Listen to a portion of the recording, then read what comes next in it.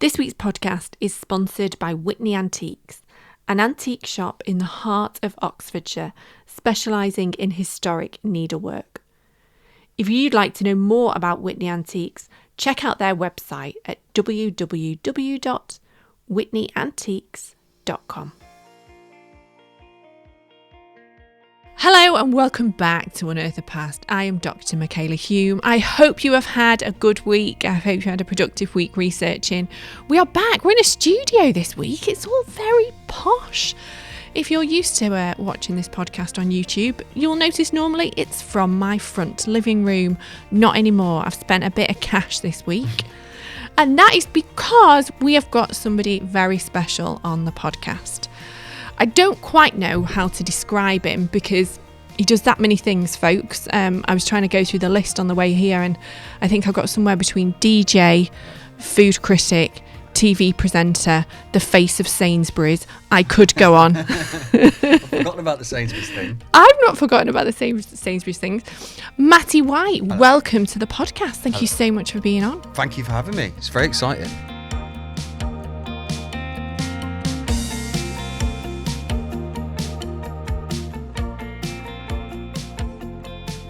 So Matty, you do so many different things and I've known you for such a while. How did you get into this sort of crazy world of presenting, content creation? Have you always done it? Was it something new that you picked up on? I think, if I'm perfectly honest, a lot of it is because, so years ago, I've done what I do now, radio, TV, DJing. I don't consider any of it to be real work.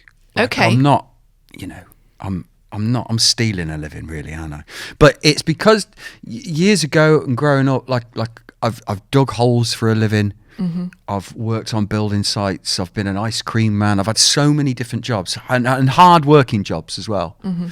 That I think I made a decision that, no, I want to do something that I like and that I enjoy, because with all the will in the world, no one likes digging holes. There's only so many holes you can dig.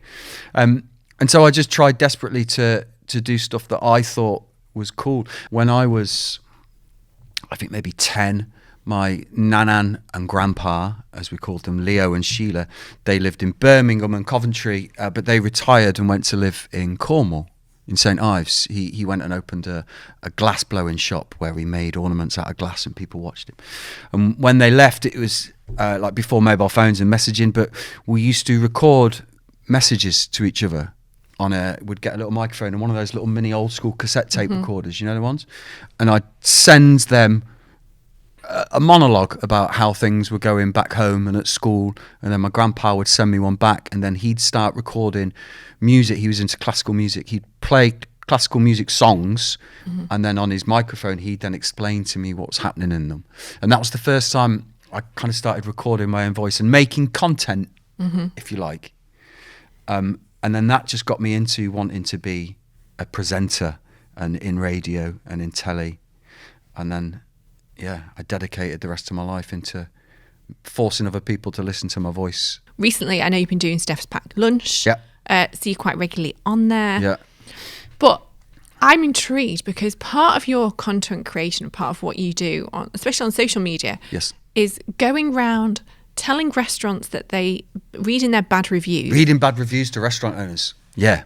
Okay. So this was, there's a guy in America, I always get them mixed up, it's either Jimmy Kimmel or Jimmy Fallon, I think it's Jimmy Fallon, and he did this feature on TV where he got celebrities to come in and read out mean tweets that had been said about them. So Samuel L. Jackson would be reading a tweet that had been directed at him, just having a pop at him, things like that. I thought that was a great idea. And then I thought, well, why don't I go on to TripAdvisor and Google reviews and just find the worst scathing reviews I can find and go into restaurants and sit down like this, and then I just read them out to them and let them react accordingly. And I love it. And how do they react? So do they like take it on the chin? Do they try and justify? No, why? I think it all depends. That there's been a few where the people I've been reading them to have just gone, well, he's a fucker, he's banned. Yeah. And they've gone berserk. Yeah. There's a couple that have laughed. I recorded one, there's a new series that's going out soon. I recorded one last month. and they, bless them, I won't say who they are, but they were they spent the whole time very close to tears, like they were genuinely very sad about it. Yeah. And I thought they were going to cry. And there's others that use it strictly as a PR exercise, and are quite, well, the reason that happened is because we were, and so it's not as fun. I like the ones where they go a bit mental. Yeah. And they nearly have a breakdown. That's what I want from it. And then the other thing you get to do, which I'm very, very jealous about, Yes. is you are like a food critic, right? So you go around and you get to eat some amazing food. Yes, that's correct. Like, and I want to know, right, and it's a question that I've always wanted to ask somebody like you. Yes. What if you don't like it? Do you say you don't like it, or do you just pretend? Do you fake like? No, because I've done that before, by the way, at the mother-in-law's. I faked like. We've all had to do that. Do you know what I mean? Oh, it's lovely. This is nice. Gorgeous. I hate macaroni cheese, but I'm like, it's lovely. Yeah. Do you hate macaroni cheese? Hate it. I don't know why. It's the one thing I can't stand. So I do a lot of food reviews for. I do some stuff on Channel 4 for Steph Pat's Lunch. Yeah. And then we are honest, and if something's good, because we grade them and we say, so we might do the best mince pies for this Christmas, and you grade them, so we are saying there, this is the best, this is the worst. But I work a lot with a Manchester publication called Manchester's Finest, where we're all about celebrating predominantly independent businesses in Manchester, not just food and drink, but just what's going on, and helping people to find the places they should be going to, and helping businesses thrive. So one of the things we do is a series called Suggested by You, which I think is what you are talking about. People suggest that we go to restaurants because they're good, and I go in, I sit down with the owners, I eat all the food, and we just talk about how they set up and the ethos behind it. But with that, because it's about celebrating and helping and promoting, we do some research first. So if you said, right, go to the podcast cafe down the road, we would go first. Okay. And if it was a bit shit, Yeah. we just wouldn't go there and film. Right, okay. We only go when we know it's going to be good. When it's good. To save any of that awkwardness and embarrassment. Okay, that's nice. Yeah. I mean, sometimes I have to... So the majority of food I eat is cold because they have to make the food. Okay. Then we have to photograph the food. Yeah. Then we have to set it all up on the table. I get it. Then we sit down, and by the time the chatting starts, it's stone cold. Yeah. And that's fine. And sometimes then you have to pretend. Mm-hmm. Like I remember we were talking to some people that were specialising in bone marrow. Okay. And they served this massive bone, I think from maybe a cow's leg or something. But all the bone marrow had been prepared, and there were breadcrumbs and there was seasoning in it, and it was absolutely delicious. But by the time I'd done my link to camera, and then I'd go, and they also do this exceptional bone marrow, and then dig in, and it had gone stone cold, and it was all congealed and lumpy, and it was... Did you eat it? I had to. Oh my God. I'm a professional. No. The worst thing No. I've ever put in my mouth, categorically. Yeah, It's let's not go there. It's disgusting. Now, I reached out to you. I've known you for quite a while. I was trying to think of how we met. I used to be a producer 20 odd years ago, maybe 15 years ago, at BBC Radio Manchester, and I think you used to come in and do some genealogy, that's right, history stuff with Becky Want, a presenter. That's right. And I'd just come and meet you and take you up in the lift. Yeah. Make you coffee. And can I say, what a welcome. Yeah. Yeah, you did a great job. Yeah, it's all right. I remember actually get that gig. I remember writing in going, I'm a genealogist, but I'm really cool and I wear Converse, and because I don't know what people thought about genealogists, but I remember trying to promote myself. But anyway, it worked. Yeah. So that's how we first met. And then you were producing Clint Boone's podcast. Do you remember the Inspiral Carpet? Yeah, well, when I left the BBC, I went to work at an independent Manchester radio station, commercial radio station called XS Manchester. That's right. But I ended up taking that over and running it and turning it from a classic rock station to an indie station, which pleased all the indie kids in Manchester, but the Saxondale... Were they fuming? The classic rock... Yeah, there was death threats and all sorts. No way. Like, properly. They wanted No way. They couldn't hear Black Sabbath on the radio anymore. They wanted me dead. Wow, they were literally wanted you dead. They were livid. Yeah, so we brought Clint Boone in because he's one of the indie kings of Manchester, isn't he? Yeah, love him. And he had a show and then did a podcast where he would speak to interesting people. You were one of those interesting people. And then that rekindled our friendship again, didn't it? It did, yeah, it did. So when I was thinking about people to come on the podcast, and this is slightly different. So if you've been listening to the podcast previously, you'll know that a lot of them have been sort of guiding you through how to do genealogy and family history and how to go about finding people. Well, the next few episodes are slightly different. So the next few episodes, I've got people in that I think are interesting. I don't care if anybody else does. I think you're interesting. That's nice to know. Thank you. And I've got you in, and we're going to sort of delve into your family tree. Okay. But your family tree was a bit special, wasn't it? So when I reached out to you, so when I reached out to you, I said, Matty, will you come on my podcast? I'm going to look into your family tree. And straight away you were interested. Why were you interested in that? Well, I've always been interested in sort of where I come from, who I am. But so when I was 18, I come from a very loving family, mum, dad, 2 brothers. But then when I was 18, I was told that my dad wasn't my real dad. He wasn't my biological father. Which obviously, an 18-year-old boy, that sends your world into a bit of turmoil. But got past it and then didn't really do anything about it, because back then when I was 18, I mean, I'm 48 now, 30 years ago that. The internet wasn't there to search. There was nothing you could do. And I knew very little about who he was. And so I think for 30 years, it's been on my mind every day. Mm-hmm. Every day. Mm-hmm. Who am I? Where do I come from? Why do I look like this when my brothers don't? Yeah. You know, why am I such an idiot when my brothers aren't? All that sort of thing. So as soon as you slid into my DMs, I thought, actually, maybe this could tell me a little bit more about, not necessarily because I don't know what you found yet, but not necessarily finding my biological father, but just where he came from, what his story is, what his family is. You know, it's just, I just want to know some stuff, no matter how small. So I have found him, but unfortunately he passed away. I knew he'd be dead. So he passed away in 2018. Oh, fuck. I could. All right. So not that long ago. But can I just say, I have never sat in front of anybody that looks so much like their biological parent in my life. Have you seen a picture of him? Do you want to see a picture of him? Yeah. Let's have a look. Oh, I'm nearly crying already just from this.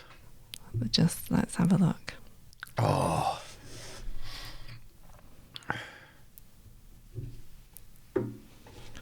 That's your dad. Oh, shit. Wow, all right. He's got, that's where I've got my shit curly hair from, innit? Oh, he does look like me, doesn't he? Absolute ringer. And he only died in 2018. Do you know what he died of? No. It'll be, I nearly went for a guess then. Do you want to see another picture? Yeah, I'd love to see another picture. How did you do this? Well, don't tell me, because then you'd be out of a job, wouldn't you? I'd do it myself. Oh, wow. That's my dad. Sat in a pub with loads of beer. Is that how you imagined he would look, Matty?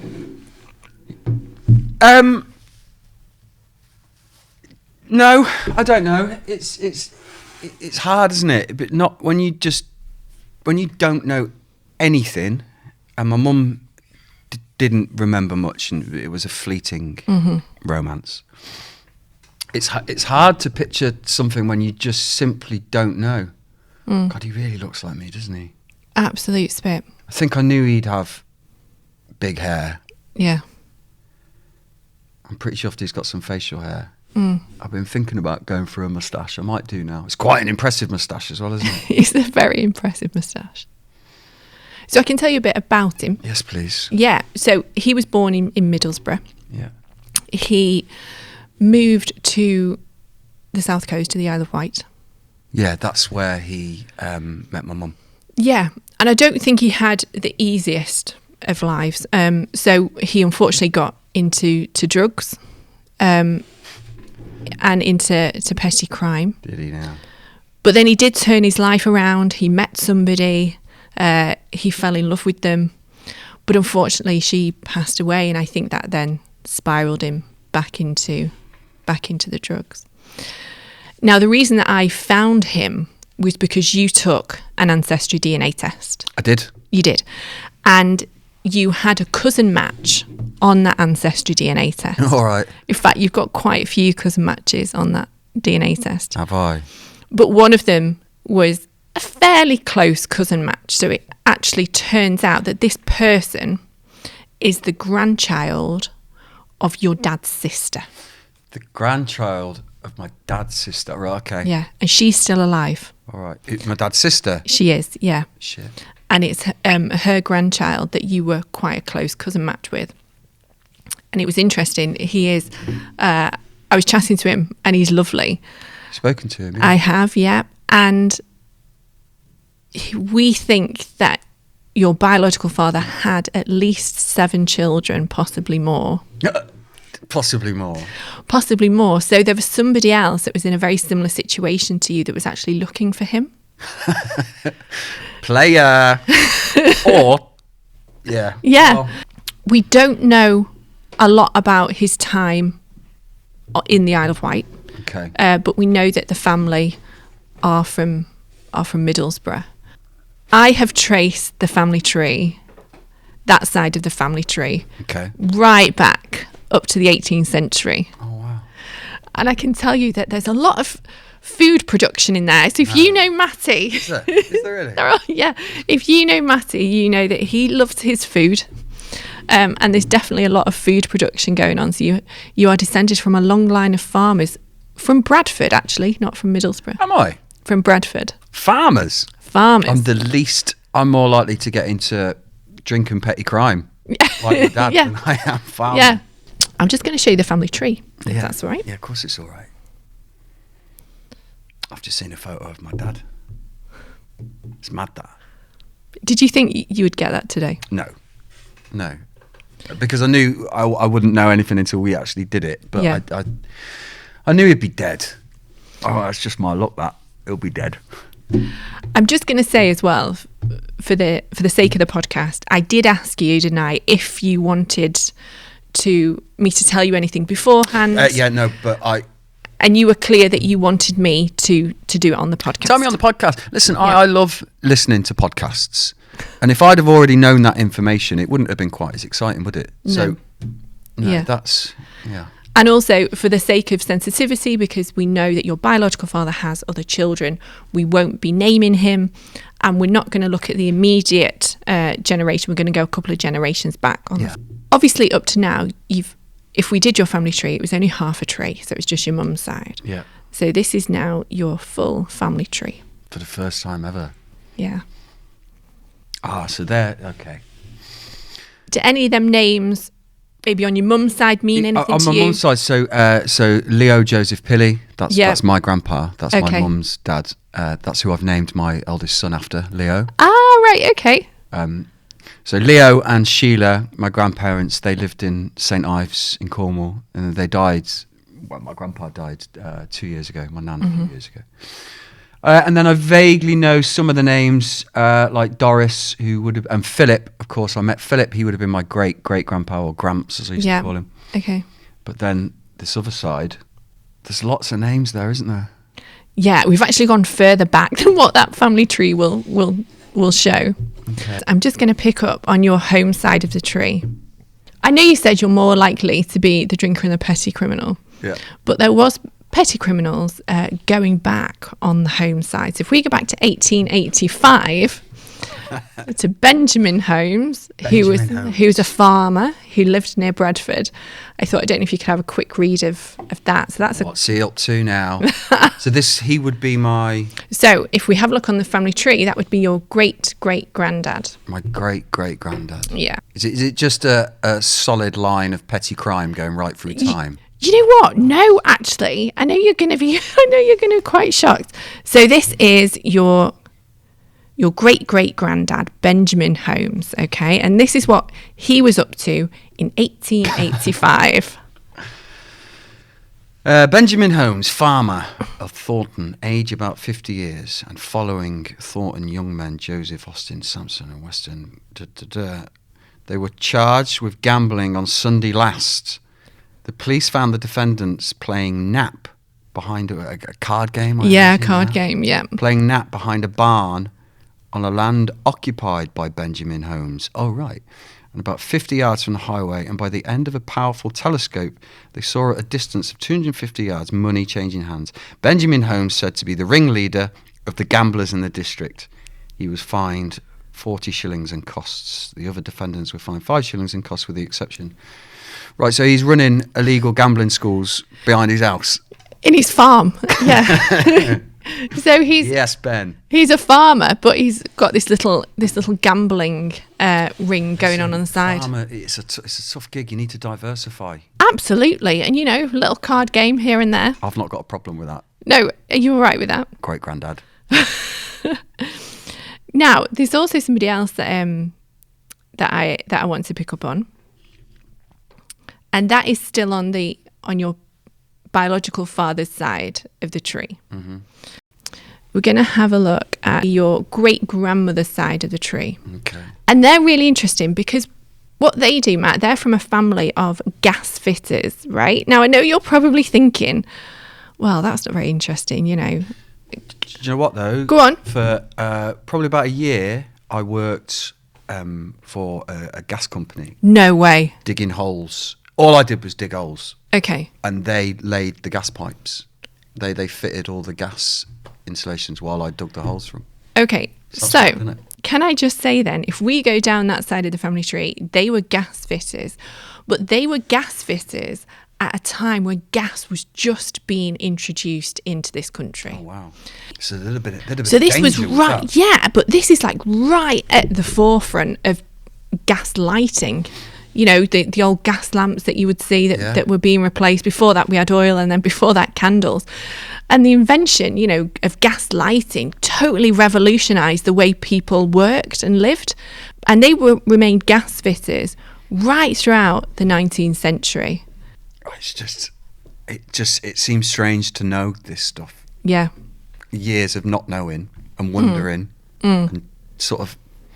It's funny, you teach, after a while, you teach yourself this little trick to not allow yourself to speculate anymore. You do just think, fuck it, I'm never going to know this, so stop thinking about it. And now, I know, I feel a bit overwhelmed by it. Yeah. Just the little bits of information you're giving me, it all feels a bit, I love it. So you have a connection to food. Yes. Right? I didn't know anything about the gas fitting. That's completely new to me. But I do know that you like music. I do. I love music. Yeah. I've made a living out of DJing and working in radio for 25 years. Would you be shocked if I told you that on your mum's side, if we go down your mum's dad side, which is the Piley side. Mum's dad Leo, yeah. Yeah.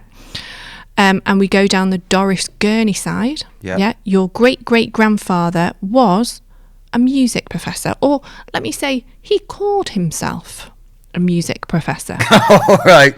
There's a big difference between being one and calling yourself one. Well, what's a title, though? The problem is, I couldn't find any records to suggest that he'd been to music college. Any legally binding letters or contracts? But I'd like to just show you this now. This is the census from 1891. Okay. And if you just sort of zoom in, you should find your great-great-granddad, George Gurney. George Gurney. Oh, yeah, George Gurney. Head professor of music. He's just said that, hasn't he? Do you reckon? He's calling himself a professor of music. I know, because I've searched all the newspapers, that he is offering music lessons. I know he plays the pianoforte. Does he? He's got a few choirs, a few church choirs going on. And I think in the early days, I think he's making a reasonable living for himself, right? So I think he's obviously earning enough that he's supporting the family and they're doing all right. And we can tell that by where they're living. But then I found another newspaper article that I'd like to show you. So that's a census from 1891. He hasn't been gambling around the back of a shed, has he? No. So this is from 1907. This is your great-great-granddad. Application for commitment. The rate collector of Cambourne Camborne, Cornwall, Yeah. which is where my grandparents later retired to. The rate collector of Camborne applied on behalf of the overseers for the commitment of George Gurney, piano forte tuner, for the non-payment of rates. Oh, hang on, is he being done for something here? There's a running theme, isn't there? What's he done? Not paid. Cornelius stated that he had visited the house of Mr. Gurney and found nothing upon to distrain. The furniture in the house was on a hire purchase system. Defendant stated that he had no definite work, relying upon casual tuning jobs. He had paid rates for 20 years, but lately had to depend upon friends for help in keeping his family. They were 8 in all, a family of 8. So he's got into financial difficulty. Yeah. And is this like the debt collectors coming around? Basically, yeah, the bailiffs are coming round. But they can't take anything. They can't take the furniture. He's got everything on tick. Exactly. Yeah.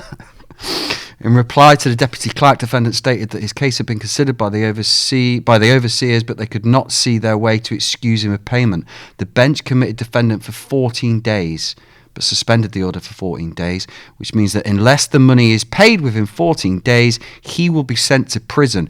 Case adjourned, it says in big letters. Wow, okay. And this is the good guy in the family. So this is in 1907. The next record we have for the family is the 1911 census.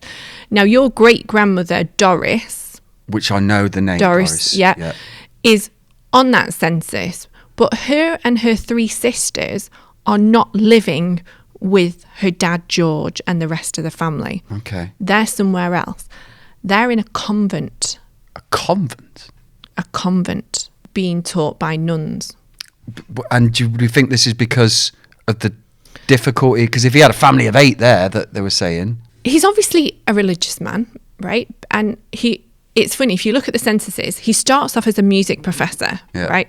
Then as we're getting sort of into the present, closer to the present, it then changes to an organ player or a pianoforte tuner.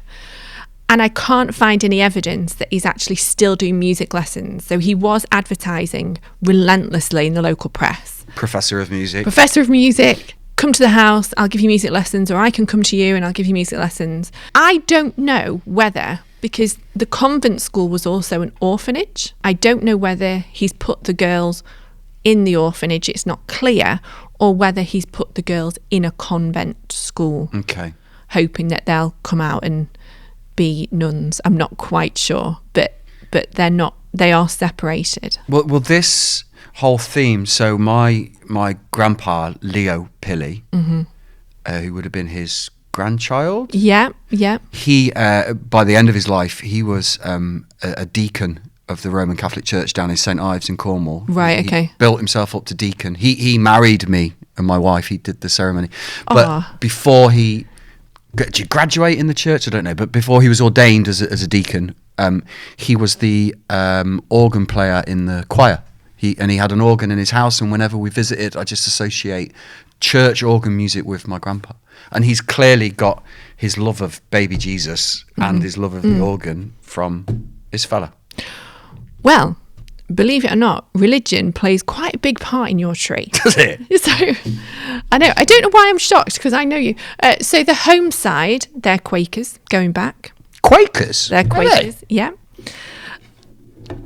And then if we flick to... Quakers? If we flick to the other side of your family tree, which is the Merrick side of your tree.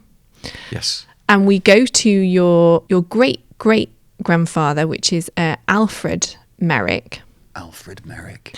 He was a miner at the Walsall Wood Colliery in just near Staffordshire. Yeah. I've actually got his obituary. Now, he was a real pillar of the community, Matty. So he worked at the colliery for 50 years. Wow. He was a foreman at the colliery. During that time, he'd witnessed change in the way working conditions were for miners, and also some quite serious accidents. There was one where a 15-year-old lad was tragically killed, and you could tell he was absolutely gutted by it. You know, he said the lad was a fantastic worker and, you know, he was a brilliant boy. So he'd seen some really tough times. Mm-hmm. He was also part of the Oddfellows. The Oddfellows? The Manchester Unity of Oddfellows. He was the vice chairman, which are a bit, I suppose, like... the Freemasons? They're a bit like the Freemasons. Oh, with the old secret handshake and that. Yeah. Was he? He was vice chairman of their branch of the Manchester Unity of Odd Fellows and Friendly Society. So he was really Friendly Society. Friendly Society. So he was really involved in the community. And when he died, there's quite a long obituary in the newspaper for him. Oh, really? And considering, he's a working class bloke, he lives in a very normal 2-up, 2-down house, he's a miner for 50 years, it really is quite a bit. I thought I'd let you just have a quick read. I don't know if you just want to pick bits out. Alfred Merrick undertook mission work at Clayhanger, where my predecessor comes his parish under great difficulties at times. These words were uttered by Reverend Jack Stackhouse at the funeral of the late Mr. Alfred Merrick of 9 King Street. The vicar said it was unusual for him to give an address. Oh, so they gave out his address. The vicar said it was unusual for him to give out an address at a funeral service, but under the special circumstances of the passing, Mr. Merrick felt that he must do so. If the history of Holy Trinity Mission was ever to be compiled, Mr. Merrick would be shown as having contributed largely to its foundation and success of the Holy Trinity Mission. He had been a real builder. Oh, this is, what a sentence. He'd been a real builder of God's kingdom and a worker for the great cause of fellowship. His work lived today, and they thanked God unceasingly for the love and devotion that he had given. Mr. Merrick was a native of Leicestershire, but went to reside as a boy with his parents in Sheffield. When he left school, he went for a short time as a farm work. Again, farm work. But then I suppose a lot of people were doing farm work back then, weren't they? He was a farm worker, but left that to enter the colliery and had worked at the Coppice Colliery for 50 years until he retired 3 years ago, owing to failing health. Oh, he only got 3 years as a retiree. He was 69 years of age during that time, had crowned much useful activity into his life. He only got 3 years after he retired. Can you imagine, though, working down the pits for 50 years? I couldn't imagine working down the pits for 50 minutes. Awful conditions, but what a guy. To stick at it. I get bored so easily. That's why I do lots of different things. Yeah, because I've of just course. got no commitment. This guy went underground for 50 years. Yeah. Just digging out rocks. They loved him, didn't they? When you took your DNA test, Yes. what it also did, it notes your traits. And it actually tells me where you get some of your traits from. And I thought we could go through some of those Yes, traits. please. Now. I'd like that. Are you ready? Yes, I am. Right. This is fun. I was Okay. expecting this bit. Okay. So before I actually do that, I'm going to give your ethnicity breakdown. Oh. Ancestry do it in a way where I can actually tell you what side of the tree you get this from. Wow. So you inherit 50% of your DNA from your mum and 50% of your DNA from your dad. And then obviously as it goes back, grandparents, 25%, it gets less and less. From your mum's side, you are 28% England and Northwestern Europe. Okay. From your dad's side, you are 16%. Okay. 16% English, Western Europe. Yeah, that's correct. Ireland, 17% from your mum, 16% from your dad. Oh, shit. Yeah. Scotland, none at all from your mum, 12% from your dad's side. Norway, 0% from your mum, but 6% from your dad. Bit of Norway, yeah.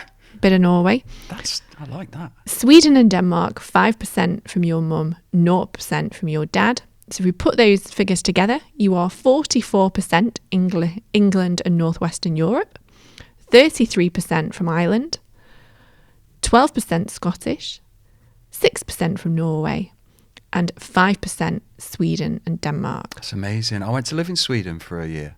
Oh, did you? There's lots of little bits in this. Yeah. That have somehow, serendipitously, I don't know, but I lived in Sweden for a year. Loved the Swedes and the Norwegians, the Scandinavians. Good.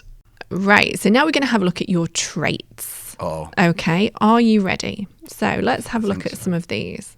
Nice traits, though. Hangriness. Ooh. So did you know that hangriness is a biological thing? Is it? It is. And your DNA suggests that you don't get hangry. I don't think I do. See, I do. I'm a nightmare. If I've not had food, I'm fuming. I don't think I do. But I mean, I eat I've usually got like a little something in my pocket to eat. There's always food. Yeah, of course. Yeah. So I don't get a chance to get hungry. It suggests from your DNA that you are more of a night person than a morning person. Yeah, Would you true. say that's pretty true? 100% true, yeah. Okay. Picky eater. Well, not a picky eater, Okay. but I like nice food. My family would say I'm a picky eater. Okay, so it actually says here your DNA suggests that you are a bit of a picky eater, Matty. I mean, my family would say that too, but I choose what I eat carefully. Okay. So I'm defending that, aren't I? Okay, I've taken offence to that picky eater. This is interesting. Risk taking. Oh, go on. So your DNA suggests that you have a strong tendency to take risks. Yeah. And that is very high. By the way, that's like right at the top. Is it? Yeah, 80%. Yeah, more than 80% of the population, you are taking risks. Yeah, I guess I am. I take risks. I'm a risk taker. You're a risk taker. I like that. Okay, 2 more. Taking naps. Now, your DNA suggests that actually you don't take many naps. No, I don't. No. And I think a bit of it is there's that fear of missing out. Yeah, I think of course. I want to sleep when everyone else is asleep. Yeah. So that I don't miss anything. Dancing. Now, weirdly, your DNA suggests that you like to dance. Yeah, but interestingly, the way you said that was not my DNA says that I can dance. My DNA says that I like to dance. Yeah. Yeah. And I do like to, but I can't. Okay, so we're not going to see you on Strictly then anytime soon. No, but the money they pay, I'd take it. Yeah. I'd be the Anne Widdecombe. I'd be happy to be the comedy one. No problem. That'd be me in the jungle. Like, I'm absolutely petrified of heights, but I'll take that cash. Yeah, but I'll have it. Yeah. Matty, can I just say thank you so much for jumping on the podcast today. Thank you for having me. Thank you. Has that hopefully answered some questions for you and your, Oh, mate, I mean, I don't think you probably do realise, but this last half hour or so, it's changed my life, because for 30 years, since I was told that my dad wasn't my biological dad, for 30 years, I've had this thing in my head. And when you try and imagine him, because I've never allowed myself to picture what he looks like, it's just this kind of blurry face. But now I've got an image of a man. I know a bit about him. I know one side of my family tree now that I didn't know. I know a little bit more about my mum's side of the family. Some stuff, some names I recognised.